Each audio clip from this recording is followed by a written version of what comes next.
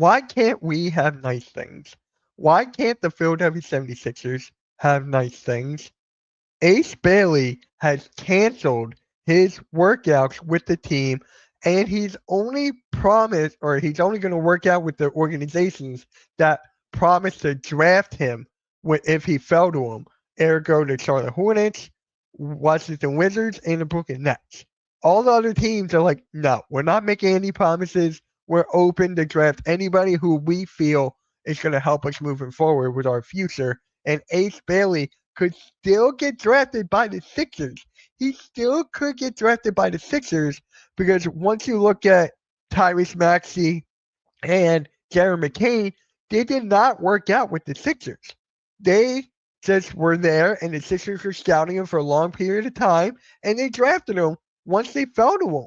So they could still draft Ace Bailey, but with all these red flags that we're getting off the court and just like his attitude in general, is it really worth it?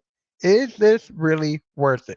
On the court, yes. On the court, he is one of the best players in the draft. He's got the highest potential of this whole draft, and he's been compared to Kevin Durant and a prime Paul George. So, with that being said, he definitely has the skill set and he definitely has the ability to perform on the court.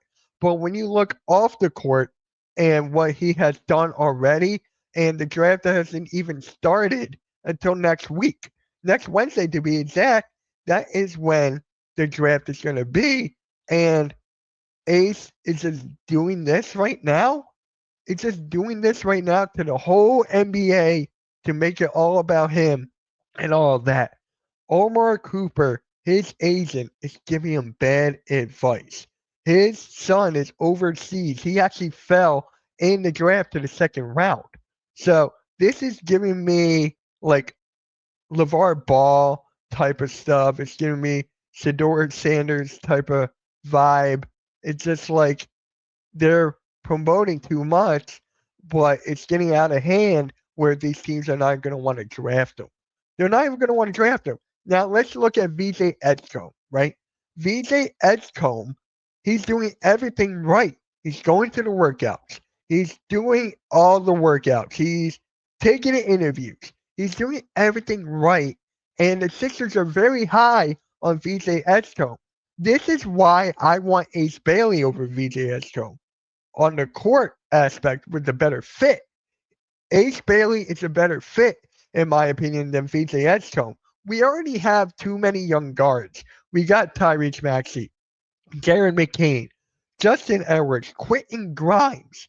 We already have too many young guards. And to add VJ Edgecombe into it, yes, he could be good, but I see him as like a starter at best. I don't see him like a superstar potential. I don't see that like an Ace Bailey. I see VJ Edgecombe as being a starter or even being a six man. That's what I see VJ Edgecombe being. So is all this really worth it? Is all of this really worth it for the Sixers to make this kind of draft pick? For me, I'm going to go no. I am still high on Ace Bailey because of the fit and his skill set. This is who I want the Sixers to draft since day one. If they do now, with all this coming about, okay, I got to wait and see what happens, how he does the workouts, how he plays in games, and stuff like that. And I can honestly see Daryl Morey making this kind of move, making this type of draft pick so they can add stability to their franchise and for the future going forward post Joel Embiid era because he fits that timeline. Him and VJ Edgecombe and hell, even Dylan Harper, they fit all this timeline. And the Sixers are rumored to trade up to number 2 to grab Dylan Harper. So this draft is looking a bit interesting and it's also pretty concerning to me with all this drama going down with Ace Bailey, his family, and his representation with Omar Cooper. So let me know in the comment section below. Has your opinion changed on Ace Bailey? Because now, getting all this information about him, I may have to drop out of the race for ace. I may have to drop out. This is getting too out of control for me. The Sixers don't necessarily have like too much of those guys who will get in your face and have those confidence. Maybe like a Kelly Oubre, he will get in your face and all that stuff. So the Sixers have a difficult choice to make. Are they even going to trade back?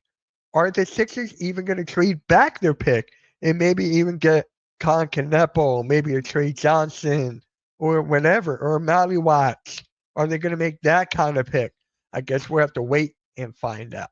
Make sure you guys hit that like, hit that subscribe, hit that notification bell. From Where It Says Your Content, I am MK, and I'm out.